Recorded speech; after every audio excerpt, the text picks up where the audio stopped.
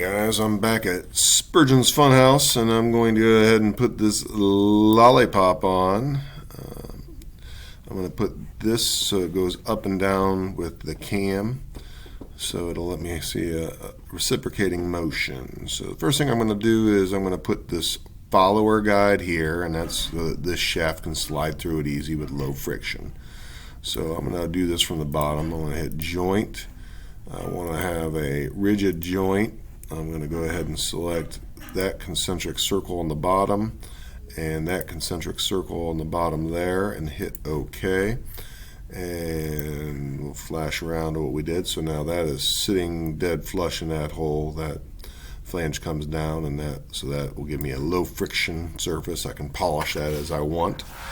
I'm now going to place this cam underneath of that on this shaft. So that'll be a rigid. This will be rigidly attached to the shaft, so as the shaft turns, that will turn. I'm going to go ahead and hit assemble joint, and now I want to get this cylinder and come over here, iron it up, and let's see, that'll go there. I'm going to go ahead and I'll go from the front to position this. It doesn't have to be absolutely perfect, but might as well try to be accurate in my setup. Let's see, at 2.5 it's a little left, at 2.6 it's a little right, so I'm going to split the difference and go 255, see how that does. Yep, I'm satisfied with that, and double check that that is rigid, and that is rigid.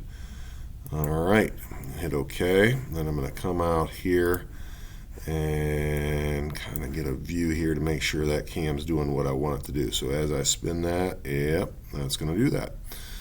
Alright, so now I'm going to want to put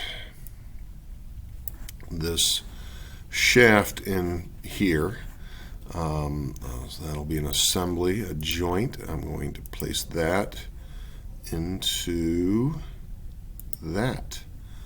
Okay, went upside down, so I'm going to do the miracle flip, and then I'm going to change this to a slider, and that is the motion that I desire. I'm going to hit OK, and then oops, I'm going to edit that last joint.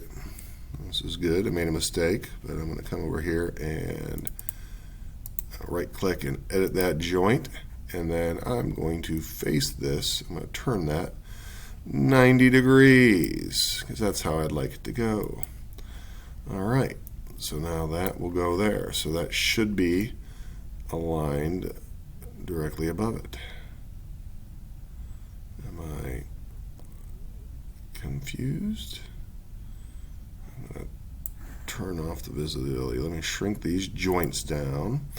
And then I'm going to come over to the side of my box, and I'm going to turn off that visibility. It's not that side, but apparently it's this side here. And I'm going to take a look here, and okay, so that's lined up. That's directly over top of it, and that's just fine. So I can turn this back on. I'm going to rotate it a bit. Okay, so this will push up towards the top. Now I just want to animate my motion. I'm going to do that with a tangent. So I'm going to do this with a tangent relationship. I'm going to tell this to be tangent to that. And then I'm going to hit OK. So I'm going to back out. And now that should, if it stays tangent to that cam, oh yeah, that's just lovely. Alright, so we have our relationship with our cam. So anybody doing the caterpillar, that could be attached to a bird's wings, but that takes you through the basics of setting up a cam. If we don't want this to twist, then we can use a square follower, and there are square following guides available.